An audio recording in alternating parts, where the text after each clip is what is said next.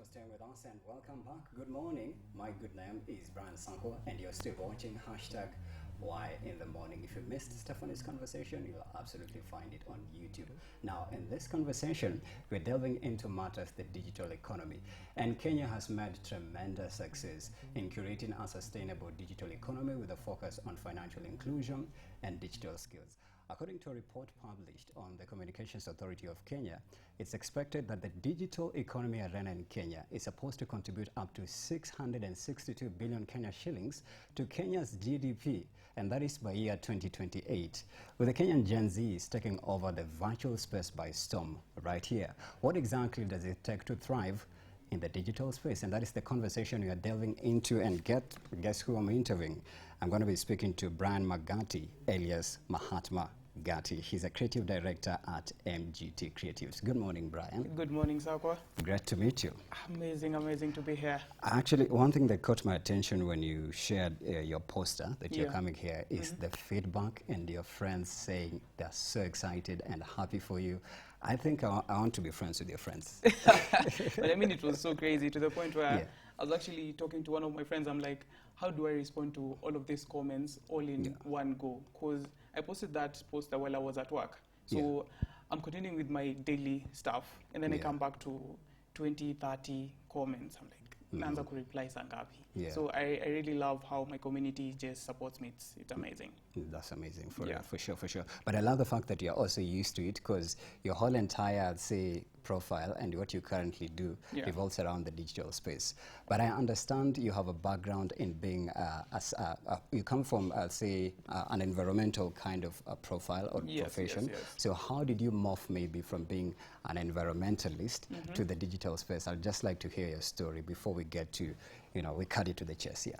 I don't really want to say that I morphed completely from being an environmental science major. Fun fact is, I actually I hold a bachelor's degree in environmental science from the Kenyatta University. Oh, shout out. Yeah, so I haven't really left that bit of myself. It's still somewhere deep in my heart with it being something that I want to pursue at some point. So in regards to now content and the environmental bit, studying out in uni, I actually environmental science wasn't my first option. I wanted to do international relations.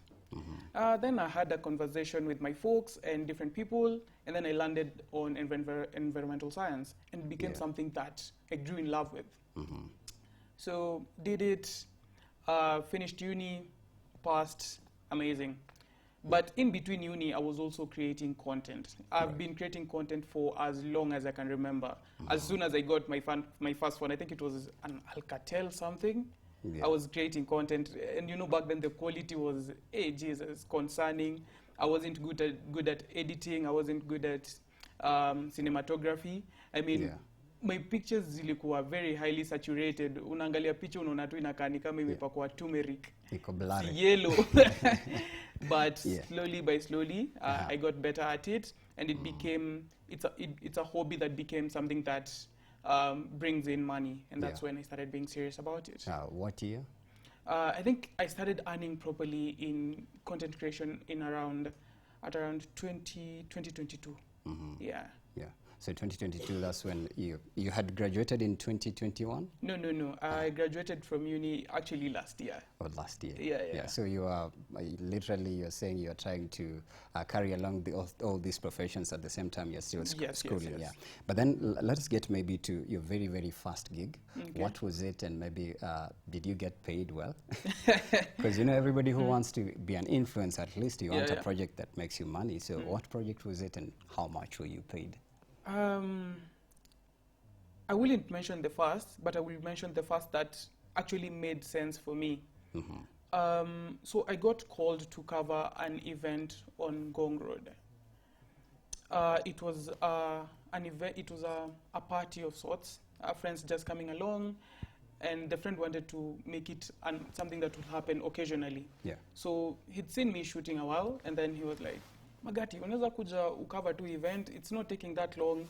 I have a small budget, I hope itakufit. I was like, actually in my head. That was photography now. No, videography. Videography. Yeah. Okay. Like, yeah, unaweza kuja hivyo. I was like, yeah, I'm game, naweza kuja. Because actually in my head, I find so much joy and contentment in creating content to the point where for me, it's really not about the money. And the fact that this was a friend, I wasn't even planning on charging them. Yeah.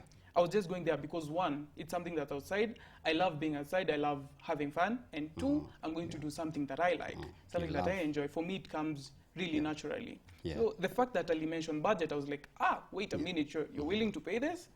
Okay, sawa sawa. It's a really well-off friend, so I was like, okay, sawa, I'll be there. The event was happening on a Saturday. So I wake up, go to the event, we shoot. Actually, right before I get to the event, she says, I'll send you a deposit. I'm like, sawa sawa. Catching M-Pesa, 10 Gs. Wow. I'm like, wait, 10K is the deposit. Yeah. Okay, sawa sawa. So from not being ready to charge to getting a deposit of 10 Gs, Yeah. I say, okay, bet. I get there. The deliverables, I think, were around 3 videos, a recap, because the event was mostly female-based. There was a lot of outfit videos, OOTDs, everything of the sort, TikTok trends and everything. So we ended up doing around 4-5 videos, while the deliverables were around 3. Yeah. So at the end of it all, I think I went home with around 35K. Wow. Yeah. I think that was the first significant salary I got. I was like, yo, okay, this thing actually pays. Yeah, in your first digital gig. Yeah. I was actually trying to search your Instagram. It's been lagging kidogo, but here, you on your profile, you've highlighted you're a techie, a fashionista, and a lifestyle enthusiast. But then you're a creative director as well at Phone Place Kenya. I believe that's an iPhone company, I believe, too. It's a phone retail company. Oh, phone retail company, Yes. okay. Lead creative at MGT Creatives. Maybe now, so before MGT, and before you tell us what exactly happens at MGT, maybe what exactly does it take to build an online presence for a startup? Because from what I've just pointed in the intro, Communications Authority of Kenya, it's a research that was done last year. They're saying that the Kenyan digital economy arena is set to contribute up to 662 billion Kenya shillings by 2028, meaning that the population of Kenyan youth who are in that space are making money, and they're not just making money. There's a way that you assert yourself in the space by building a profile. So for a starter, what does it take to build a profile in that space? It takes blood and sweat. I'm going to be honest. It takes blood and sweat, especially on platforms such as Instagram. Instagram is one of the hardest platforms to grow on. Instagram and YouTube. To get subscribers, man, you have to be on people, especially now for YouTube. You have to be on people's DM like, yo, man, they subscribe to my channel, man. I make cool content. Once they believe me, guys, I make cool content. On Instagram, you have to be aesthetic. You have to be cool. You have to convince people that your content is worth watching. Now, what I've come to realize over the years is the easiest platform to grow on is TikTok. Because on TikTok, people are very, very free to follow and to interact with your content. Even in my circle of friends, as I've said, they really support me. But it will be harder for them to sometimes comment on Instagram than to comment on TikTok. So you find that it takes more effort to grow on platforms such as Instagram. But one thing that really does help on platforms like Instagram is checking on what's working for other people. So you're considering a specific niche or an audience? Yes. Okay. So got it. Break down all the different things that you can do, but concentrate on one. Because as you've seen on my platform, I have compartmentalized myself as a tech creator, a lifestyle and fashion creator, and I'm also a creative director. So those are my niches. But for the creative director, that's MGT Creatives. For tech, fashion, and lifestyle, that's MGT, the brand, me. So if you come to my page, you are assured of seeing 2 things, either tech and fashion, 3 things, tech, fashion, and lifestyle. And you're actually photogenic because you really have some good photos. Man, sometimes, man, you know the Lord and his works. Lord, Samanga, it's God. But it God, took time. It took time. God, Because recently I bumped into my photos from back in 2021. Man, that person is not me. Comparing then and now, before Esther got money and now, I believe before Peter got money and now Peter has money. My friend. And we can say it's God, looking at that and the things that you've done to actually be where you are, because you really have massive feedback, and the brands you've worked with are really the brands I can see people like Aziad, these influencers we see on TV. I don't want to mention mention them, but from Samsung, Vivo, some of them are international as well, yeah? True. So what exactly does it take in terms of the content aspect? Let's say maybe, is there like a strategy for building content that creates traction online? Because if you just post a video roughly, I believe rarely would you find or seek interaction. So does that as well include having like, considering this content is for Instagram and this is for TikTok and this is for YouTube, or maybe it's multi-platform now, so what you post on YouTube can still go on TikTok, IG and the rest there. Maybe the strategies for content now. Okay, I think what you need to start off as a creator is knowing which is your major platform, because sometimes when brands do approach you, they will tell you which is your strongest platform. Do you want to do this campaign via TikTok? Do you want to do this campaign via Insta? Do you want to do this campaign via X or YouTube? So you can start there. First of all, find your strong suit, work on that. And then after that, work on these other platforms also, because the more reach you have, the more people relate with you on all the other different platforms. And then now on creating specific content for different platforms, I think mostly, other than the fact that we know for a fact that YouTube takes landscape content more seriously, while Instagram, TikTok takes portrait content more seriously, and people are bound to watch those type of content. And also for YouTube, you prefer long form content, like if it's a vlog, it's a 14-minute, 20-minute, 1-hour video. But for these short form platforms, you can even do a 6-second video and it will hit 1 million views. So as long as you know those type of videos, what works for all the different platforms, you're good to go. So short form can be TikTok or Instagram? It can even be YouTube, because YouTube has YouTube Shorts. The shorts, but actually, also now, if you have decided to go on YouTube, I haven't yet decided to go on YouTube, because I'll have to balance between shorts and the long form content. Right. Yes. So that there's a uniformity there. Yes. Yeah. But then now for a starter, because you've said brands will ask you if you want to do this campaign on either. A brand will not just ask you, well, you only have, you only have one photo, maybe it's a dog. It means that you've curated this, I'd say, suitable profile with attractive photos or even videos as well that will attract this brand and influence. I can imagine, big brands like Samsung or Apple telling you, hey, could you uongele simu yetu in 45 seconds?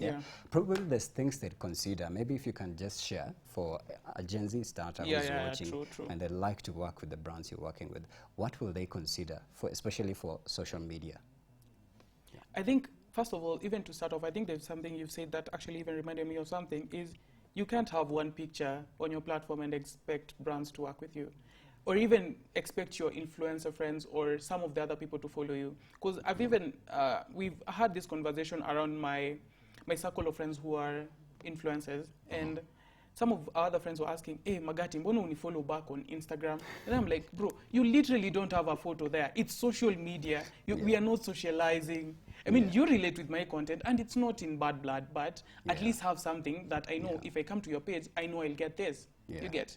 So relating that to brands, you have to curate yourself in a way that a brand also wants to associate with you.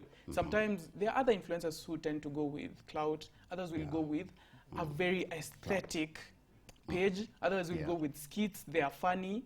So, and you're actually seeing a surgeon of that. Yes. A surgeon, these comical skits, and very short form, by the way. Yeah, I also do them. You also do them, okay. Yeah, I actually even throw it at, if you're a starting creator, the best thing you can do for yourself is just go on Instagram, go on TikTok, check on those short skits, because they work miracles. You will do 2 videos.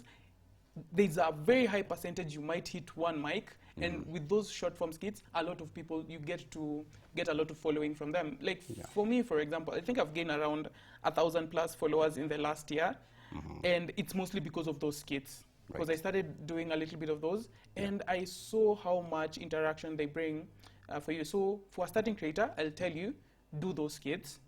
If you haven't found a niche yet, do those skits. And then now, as you grow, you will also understand yourself and see, oh, actually, I'm good at this, and my content also, the people who interact with me also interact with this type of content. So that's why you say, okay, so from now on, I'll be doing fashion.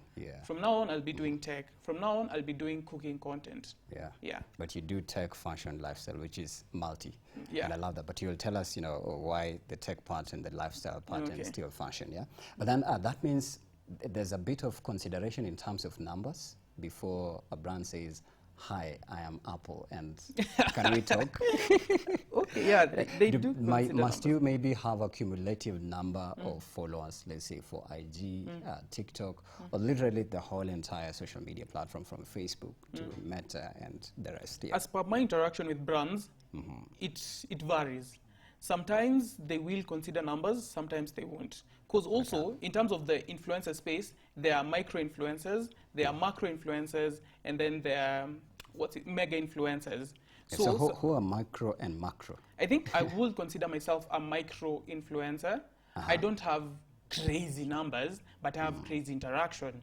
Yeah, so interaction can work without numbers. Yes. Okay. Because I don't have 100K followers, but I've still worked with numerous brands. Yeah. So usiyogopa numbers.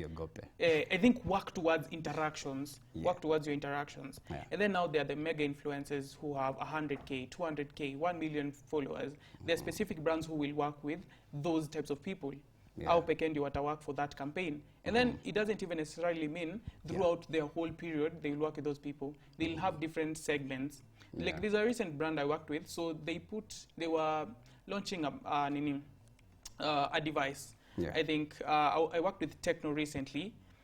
One of the biggest partners and one of the most amazing partners I worked with, and so they put us in different segments. So there were micro influencers, macro influencers, mega influencers, and their campaign was successful. So with your few followers but good number of interactions, you will have fit there, as long as you knew how to approach the brand. Do a couple of tech reviews, make them notice you.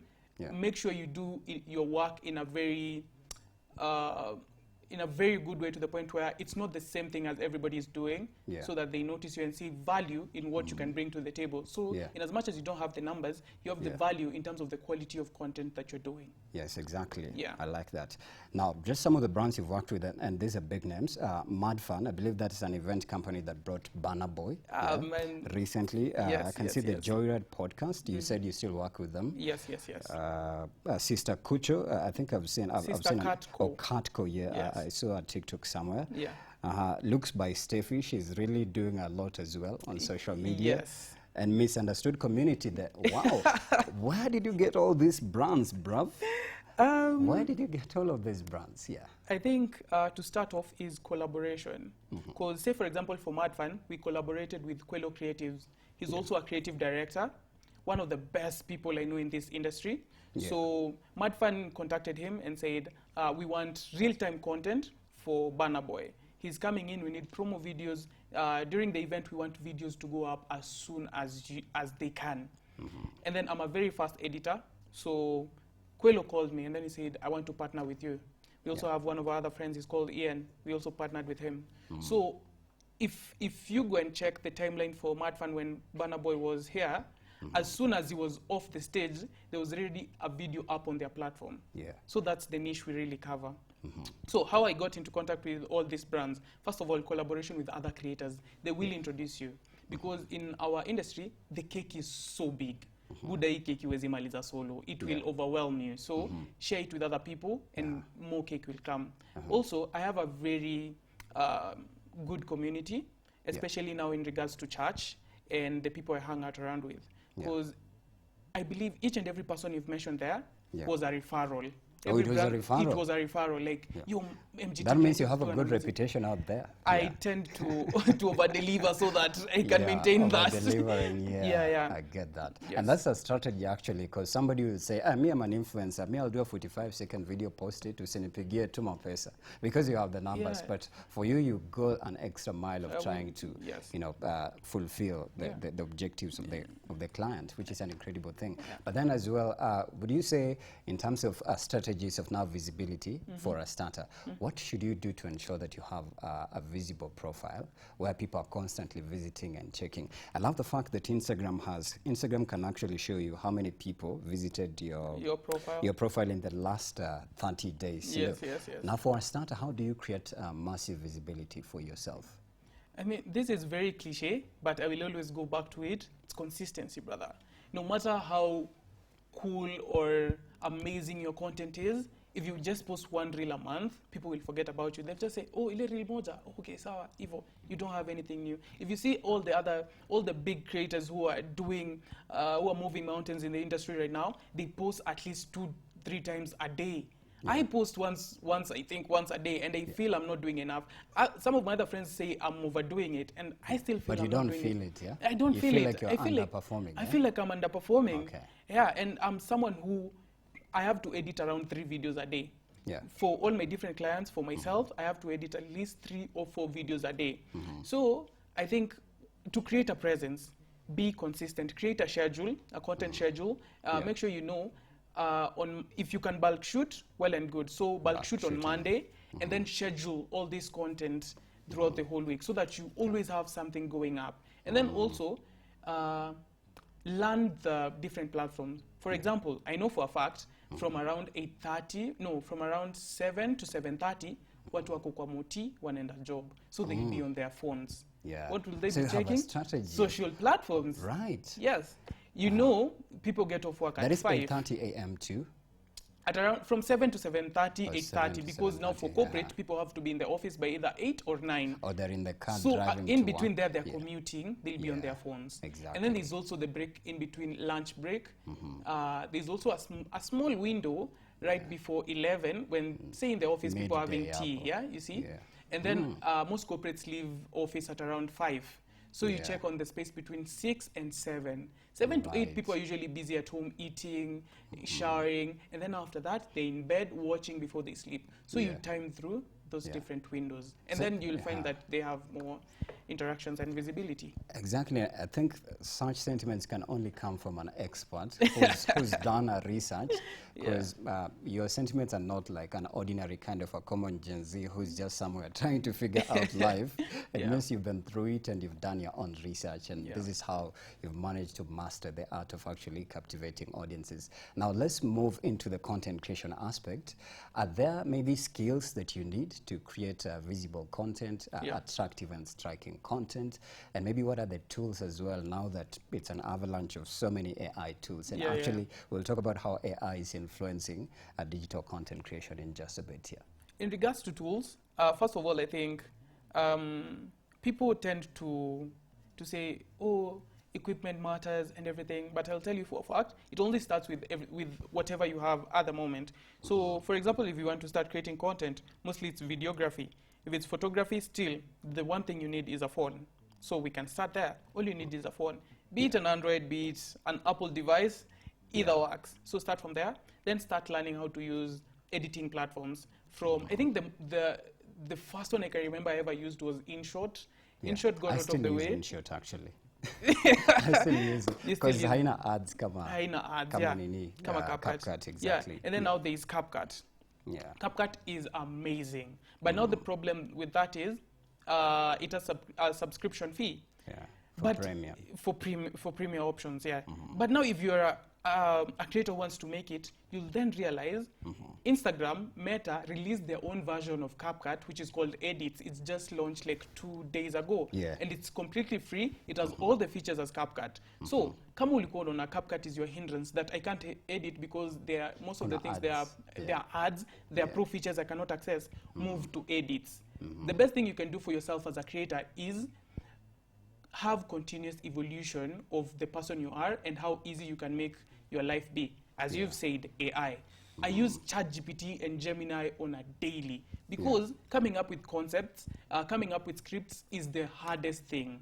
It's the best thing you can do for yourself, but it's the hardest thing because as long as you have a script, it's easy for you to shoot.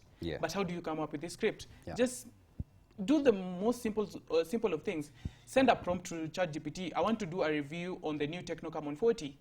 Send it there. It will give you a whole script. It will give you ideas on how you can do the video. Now, the only thing you need with AI is learn how to prompt it. Because everybody can access AI, but do you know how to write prompts?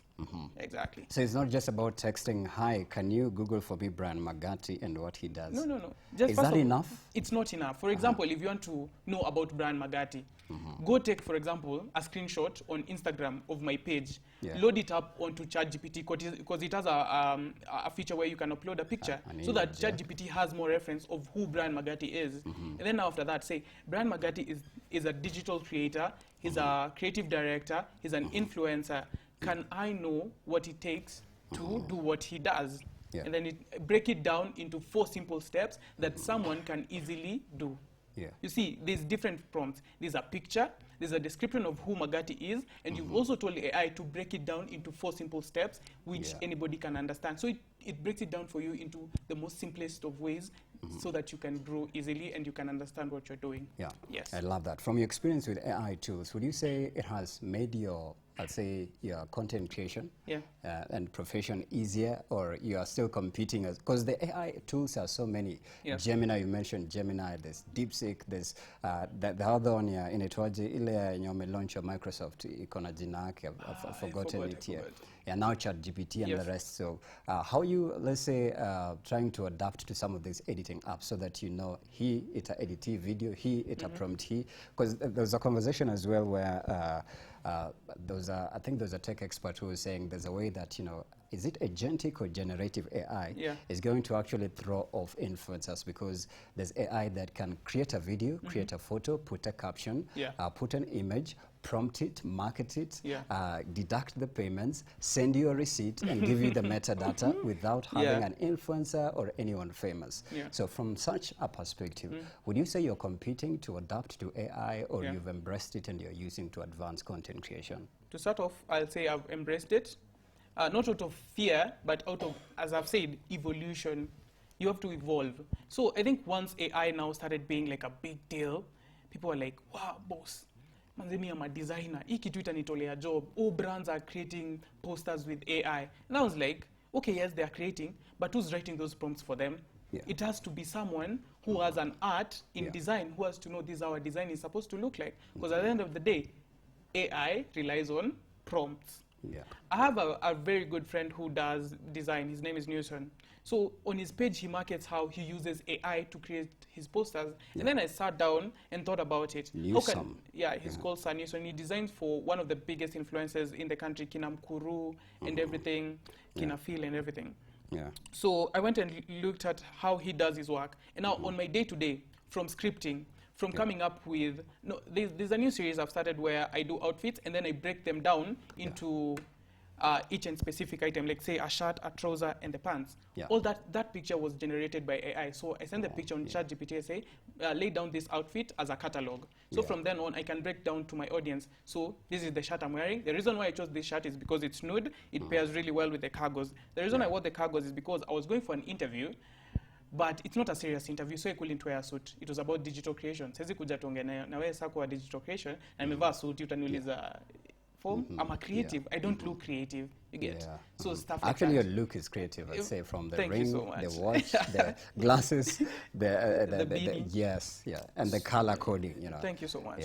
So I think embrace AI and learn about it. So don't finish at, hey, AI imetokea, and don't look it up. Go see what are people talking about AI. Follow AI platforms on their different social. OpenAI have an Instagram page. They have a TikTok page. And So on those many. pages, they actually give you ideas and solutions on how you can use AI to make your content better. They actually do it. So I really look at people who say AI itatunyanganya jobs and just laugh. Because AI is actually working to improve your content, to improve the quality of your content. Because you can even see the clear distinction between people who use AI in their work and people who don't. Yes. You can see there's a certain sluggishness in there. Yes, utona, you as creative.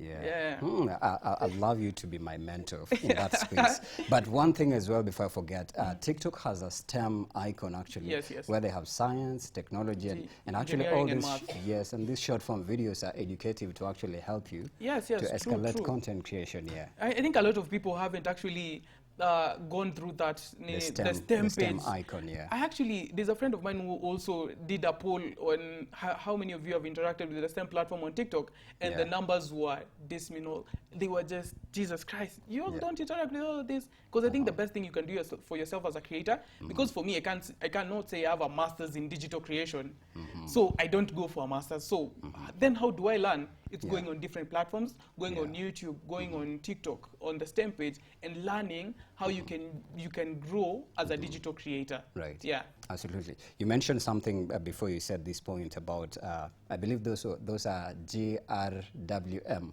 Get ready with me. Yeah, get ready with me. Yeah. Yes. So that means there's trends as well in content creation that can make you go viral or make you visible. Yeah. So maybe you can take us through that as well. Some There's of the trends in content creation, especially now, even for brands, because I believe when a brand is giving you, let's say, like for me, I'm a voice artist. I've done a lot of voiceover products as well. Yeah. They'll expect you to do it in a certain format. Yeah. Whether it's long form or short form. Yeah. But now, just for other brands, what are some of the skills and the techniques that go into creating content? I think learning on what works, viewing your content from an audience perspective, not as a creator. So audience perspective. Yes. If you go on TikTok right now, most of the things that are working are voiceovers, narrations, so that people relate to you. Because if I do just a normal video and put a song, I'm just a normal person from TikTok. I've just done a video and put a song. But if I talk, people can put a personality to my content. And that moves you from being a creator to creating a community of people. Because a community builds you up and makes brands want to work with you. Because say amekuja na community. He's not just cool. He has people who actually believe in them. Because right now, if someone was to buy a phone, most of the people who buy phones around me, first of all, call me and ask me, "Yo, Magati, I have a budget of like 40 Gs. Who wanna buy simu gani?" Yeah. Why? Because they trust me because I do tech reviews. Now I've created a community. Watu wanaaminia, I know so much in tech. So they can trust me. So if a brand, say for example like a phone brand, Samsung want to work with me, they already know if they give me this phone to review, they're already people who will trust my opinion in that phone. So if I tell them the camera is amazing, they'll trust me. If I tell them don't buy this phone, they won't buy it. A good example I'll give is someone like MKBHD, one of the biggest tech reviewers in the world.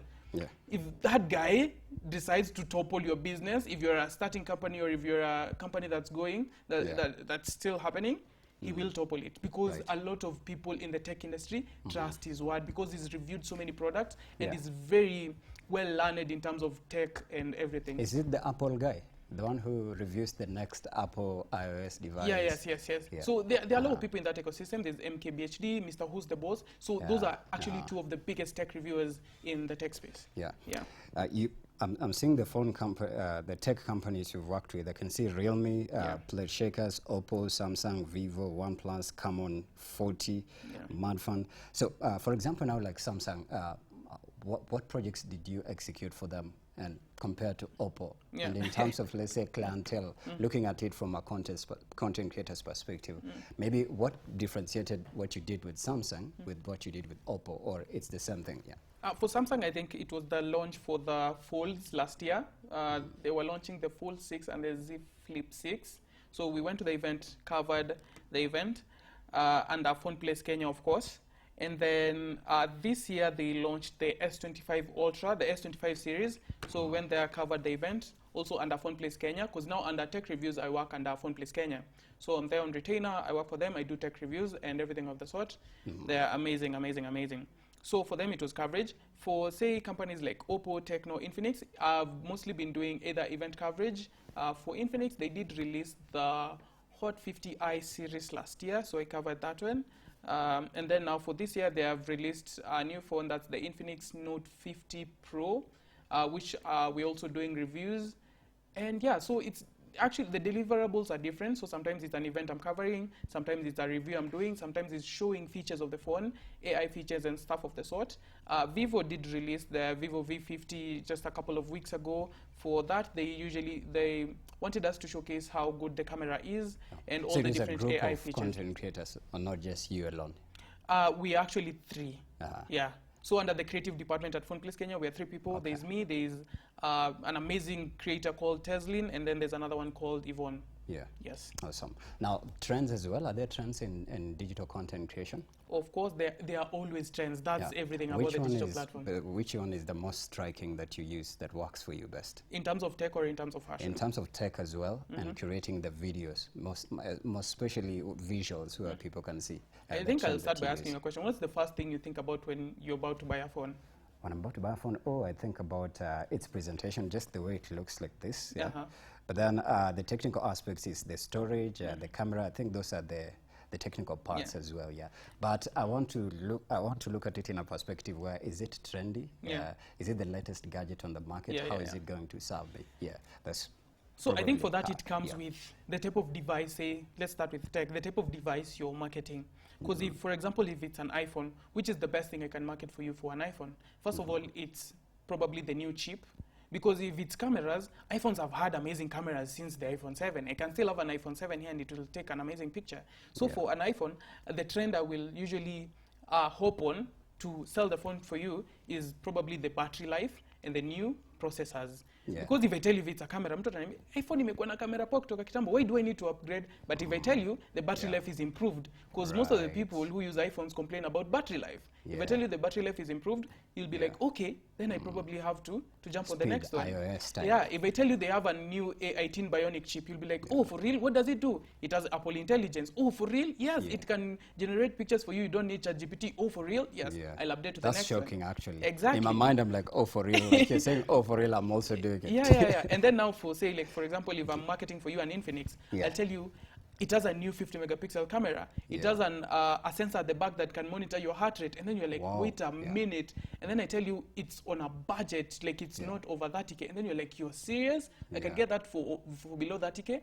Yeah. They are sold. Mind-blowing I tell you it has bypass charging. That's where you can charge it through the socket. And then it doesn't charge the battery. It charges the phone directly. So you're like, wait. And Infinix can do that. And then I tell you they also have a gaming phone that has a cooler. It has a processor designated for gaming so the phone doesn't hit. And then they're like, bro, I need to get this phone. So that's the trend, actually. Yeah, you have to see the specific phone and what people relate with the phone. Exactly. Now, let's say Y254, if you were to market it for us, what would you consider? I'd like to write it down. I'm noting. Just taking notes. Invoice. Exactly, got you. Like a station, a youth TV station like this, let's use this specific segment in terms of entrepreneurship and innovation. Right. Entrepreneurship and innovation, mostly it's about growing, yes? Growing your businesses, showcasing your businesses and everything, reaching out to clients and everything of the sort. This, ideally, when I hear about entrepreneurship and innovation, comes to me as someone who wants to make it in life. And also, it's very millennial. Gen Zs are hopping into it right now, and they're really growing fast. But it's a very millennial thing. Prophet. It's a very millennial thing. So how I will curate it is make it very interesting to Gen Zs. Like the way you're doing, you're bringing creative people here, so that if my audience is, hey, Magati alikuwa kwa hiyo show, must be interesting. Let me go check it out. They talked about interesting stuff. Hawakuongelea kuhusu biz all the time. They talked about the fun aspects of the business, that you can travel and still make money at it. You can talk to clients in this specific way. Not all clients are serious. This is how you package yourself to clients. Now, a lot of people now start hopping into it. Because a lot of things about corporate and everything is because Gen Zs don't relate to corporate. They want a very flexible job in that they can make money, they can have a good time while at themselves. Like home away from home. Home away from home. Like you want somewhere where you're comfortable. So if you can make entrepreneurship and innovation look comfortable and appealing to Gen Zs, they'll hop onto it. You're winning it. Oh my goodness. You need to do a TED Talk. Now, I can see in this digital economy space, I think they're called pricing, or let's say new forms. That's a technical term. You would say maybe, how can I make it easier? Gig economies. Gig economies are these flexible jobs where you're hired on a short contract. It's not like monthly. It could be maybe 2 months, a week, and whatnot. We're seeing it cropping up. Like somebody could be watching, this show, and they decide to hire you to do a voiceover for them. So it's more of short contract. It's flexible. You work from your home. So would you say maybe as time goes by, the corporate space is going to fade into like doing now short-term gigs, in a sense that we can't have you for 6 months, do it for a week, and then we can have another personality do it as well in the gig economy. Yes. I think that's something that will definitely crop up. But now it comes down to if you are delivering. So if a company has hired me to do a contract with them for 3 months, but I'm delivering crazy numbers, what's stopping them from pushing me to 6 months, a year? You see? So yes, companies will hop onto that because companies want to be trending. They also want to be the it in terms of the business. But also now for creators, you also have to think about it in terms of safety, in terms of your work. So make sure that you're doing your job correctly, you're delivering. Because companies are also being revolutionized. You also have to evolve as a creator to suit those needs. Yeah. Yeah. Now, as we close this conversation, because I believe we have like 3 minutes to go, Okay, sure. what do you say for a stunter content creator who wants to venture into this space? Because I believe there's the things that has to do with is SEO, there's hashtags and whatnot. Yeah. Is there a way that you can have quick and faster visibility than somebody who has curated a specific brand for like, let's say 6, 7, 8 months? They've visited social media experts, they've done collaborations. Is there a way to have quick following, in a sense that I started with 500, now I have 10K, and now I'm working with Safaricom?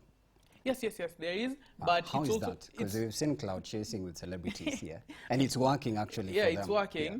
Yeah. But also, I think on the internet, you just need to be consistent. You will never beat someone who's been in this industry for long. But also, it's a developing industry. Yes, but also it also depends on your luck. Because I can start shooting today and I'll go viral tomorrow. Yeah. You might have been shooting for 10 years and you will never go viral. It's because, first of all, understanding your niche, understanding what you're bringing up to people, and understand you're not here.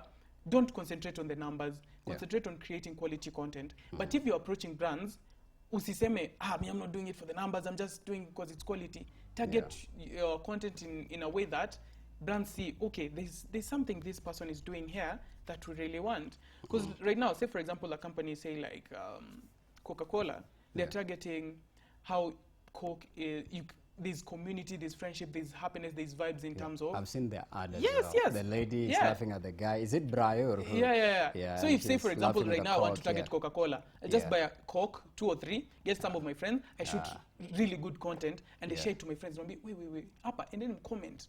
Share. And now what happens is the algorithm picks on that because this is something people are sharing and they're commenting on it. So you can also hack the algorithm as well. So that Don't you use bots, just share it. Yeah, organically. Okay. Yes. What are the lessons maybe you've learned being in the space because you're exiting, and how can people get hold of you if you were to share it briefly in 30 seconds? This is your camera. Okay. Yeah.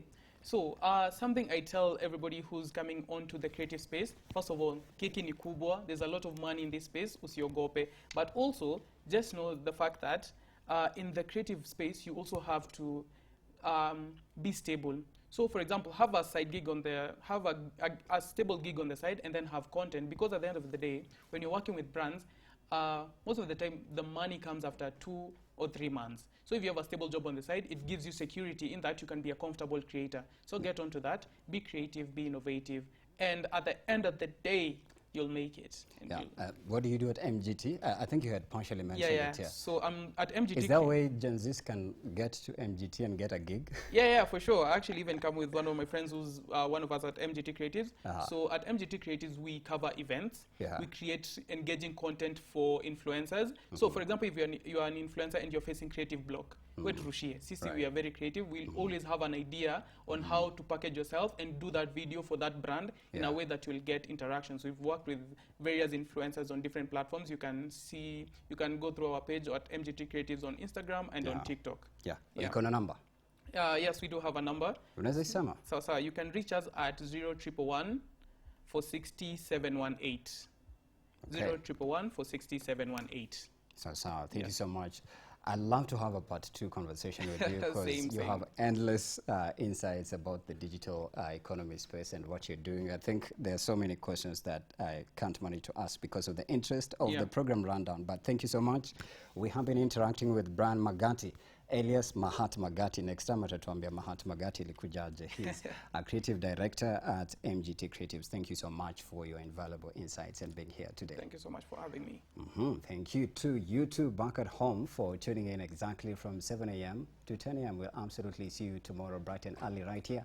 I'm Brian Sanko at Y254 channel at Brian Sanko 101. See you tomorrow.